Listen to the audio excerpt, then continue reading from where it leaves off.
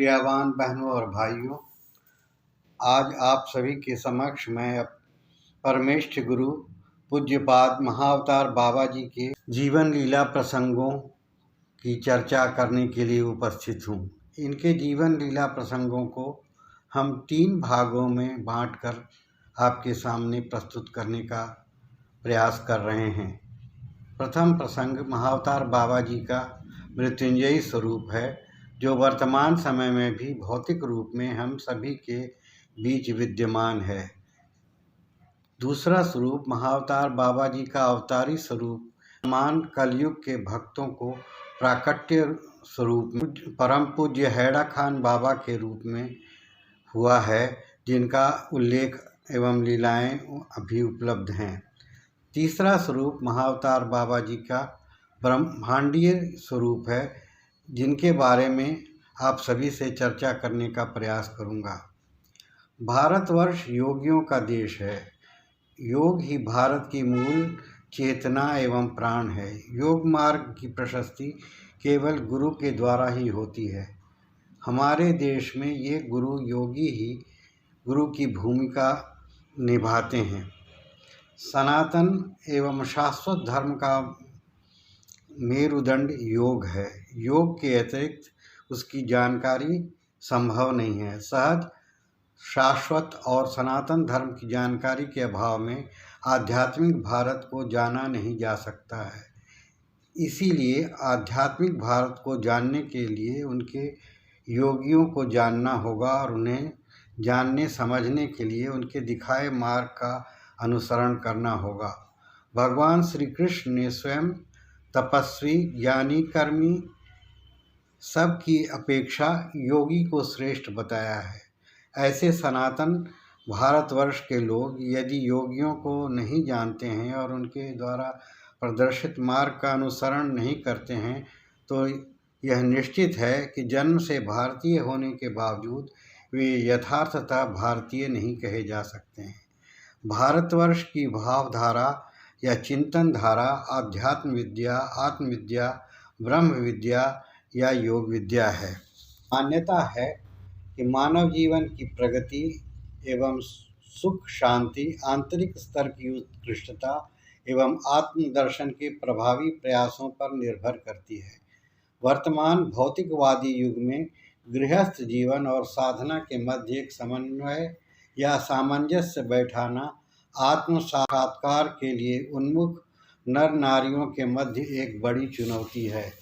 इस समस्या के समाधान स्वरूप सर्वप्रथम युग दृष्टा महाअवतार बाबा जी महाराज ने क्रिया योग साधना की पद्धति का उल्लेख, जो गीता में भगवान कृष्ण ने तथा योग सूत्र में ऋषि पातंजलि ने किया है, को गृहस्थ नर नारियों के आत्म साक्षात्कार हेतु सर्वाधिक सरल एवं सहज योग के रूप में इस मार्ग को परखा तथा मुमुक्षुओं के मध्य प्रसारित करने एवं प्रचारित करने के लिए चुना है।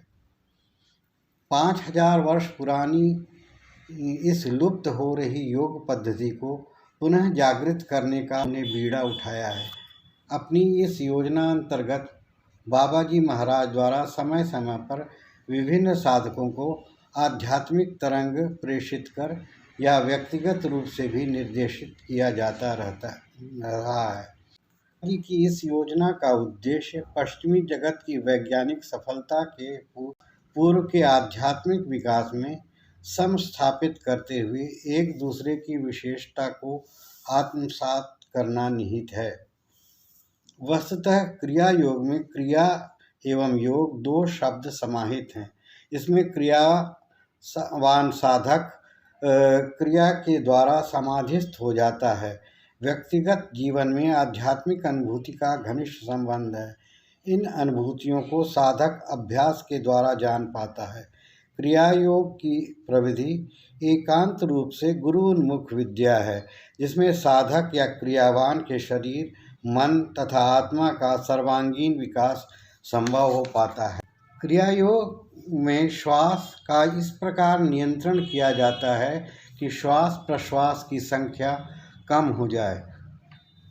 इससे चंचल मन की वृत्तियां शांत हो जाती हैं। साधारणतः प्राण शक्ति हृदय और अन्य अंगों के संचालन में व्यय होती है। योगी इस प्राण शक्ति को शांत और स्थिर करके इन गतियों को मुक्त करके आध्यात्मिक उन्नति में लगाता है। योगी की इस शक्ति को मेरुदंड के चक्रों में घुमाकर एक ही दिन में 1 वर्ष में होने वाले आध्यात्मिक विकास को प्राप्त कर सकता है। इस क्रियायोग साधना के प्रारंभ करते ही साधक को दिव्य ज्योति, दिव्य ध्वनि एवं दिव्य स्पंदन का अनुभव होता है। सद्गुरु साधना द्वारा इन अनुभूतियों को जागृत कर देते हैं। इनके फलस्वरूप साधक के शरीर, मन एवं आत्मा का साथ साथ विकास होता है। महाअवतार बाबा जी क्रिया योग के प्रणेता हैं। महाअवतार बाबा जी एक दिव्य अवतार हैं जो आज भी सहस्त्राब्दियों से अपने भौतिक शरीर में पृथ्वी लोक में वास कर रहे हैं। ऐसे कई महान साधक क्रियावानों के उल्लेख हैं कि बाबा जी वर्तमान में उत्तराखंड के बद्रीनाथ धाम के उत्तरवर्ती हिमालय क्षेत्र में अपने प्रिय शिष्यों के साथ विचरण एवं वास करते हैं। वे तभी प्रकट होते हैं जबकि ऐसा करना आवश्यक समझते हैं। भिन्न क्रियावानों को उन्होंने समय समय पर आवश्यकता अनुसार दर्शन देकर उनका मार्गदर्शन किया है। क्रिया योगियों में सर्वप्रथम उन्होंने योगावतार श्री श्यामाचरण लाहिड़ी को 19वीं शताब्दी में दर्शन देकर क्रिया योग की दीक्षा दी थी तथा आदेश दिया था कि लुप्त हो रही इस प्राचीन यौगिक पद्धति को अपनी आध्यात्मिक उन्नति का सहज एवं सबसे छोटा मार्ग चुनकर गृहस्थों के मध्य प्रसारित एवं प्रचारित करें। ऐसे वर्णन उपलब्ध हैं जिसमें श्री श्यामाचरण लाहिड़ी महाशय को उनके द्रोणागिरी हैं, जिनमें श्री श्यामाचरण लाहिड़ी महाशय को उनके ब्रिटिश शासनकाल की सैनिक सेवा में रहते हुए रानीखेत नैनीताल के निकट स्थित द्रोणागिरी पर्वत की गुफा में बुलाकर क्रिया युग में विधिवत दीक्षा प्रदान की थी। लाहिड़ी महाशय को दीक्षा उनके जीवन के 33वें वर्ष में हुई थी। यहाँ 3 दशकों से अधिक काल से बाबा जी महाराज उनके लिए प्रतीक्षारत थे। यह स्थान कुकुचीना नाम से भी जाना जाता है। वास्तव में यह घटना सन 1861 के शरद ऋतु में घटित हुई थी।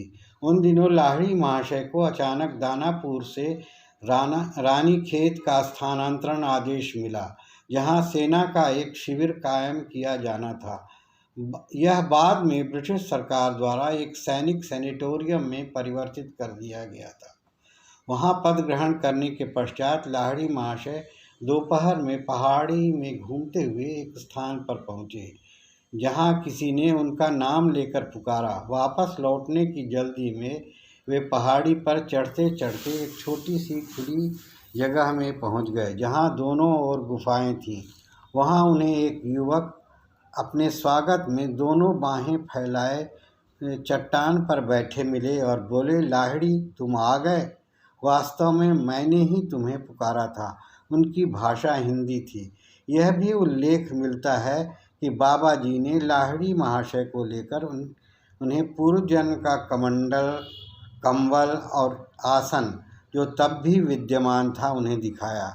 उस समय शाम ढलने को थी। लाहिड़ी महाशय ने वापस अपने शिविर लौटने की इच्छा प्रकट की।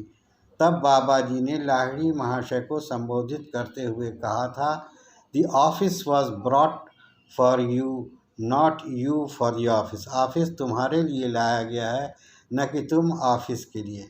उसी समय बाबा जी ने कहा कि मेरे गुप्त सुझाव पर ही तुम्हारे वरिष्ठ पदाधिकारियों ने तुम्हें यहाँ स्थानांतरित किया है।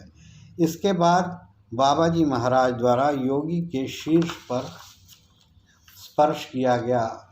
उसी क्षण उनमें एक अद्भुत प्रवाह संचारित हो गया तथा लाहिड़ी महाशय को अपने पूर्व जन्म की सारी घटनाओं का सहसा ही स्मरण हो गया। वे इस समय अत्यंत आनंद विभोर हो गए। तदोपरांत उनकी क्रिया योग की दीक्षा संपन्न हुई। इसी प्रसंग में यह उल्लेख करना है कि अवतार का इस धरा पर अवतरण लोक कल्याण के लिए होता है तथा मानवेतर गुणों से परे होने के कारण योगेश्वर की कल्पना करने का कोई भी प्रयास व्यर्थ है। इसीलिए उन्हें कल्पनातीत कहा गया है। ऐसे अवतार जीवन मरण के चक्र से मुक्त रहते हैं। भौतिक शरीर में उनका अवतरण ईश्वरीय आशीर्वाद की वर्षा का माध्यम बनकर आता है, जिन पर सृष्टि के नियम कतई लागू नहीं होते हैं।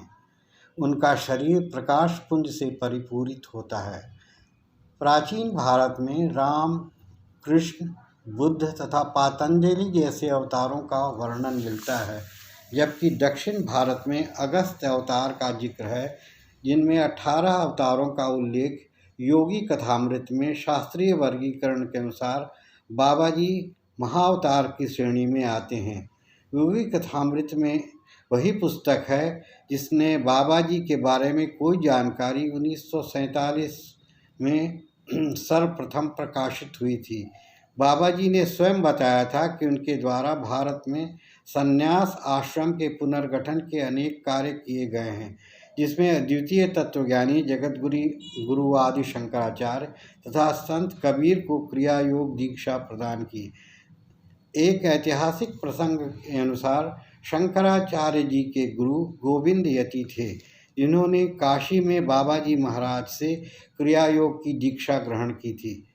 भौतिक विकास से भारत को पाश्चात्य जगत से बहुत कुछ सीखना है और बदले में भारत सभी द्वारा अपनाई जा सकने वाली ऐसी विधियों का ज्ञान दे सकता है, जिससे पश्चिमी जगत अपने धार्मिक विश्वासों को योग विज्ञान की अटल नींव पर स्थापित कर सकता है।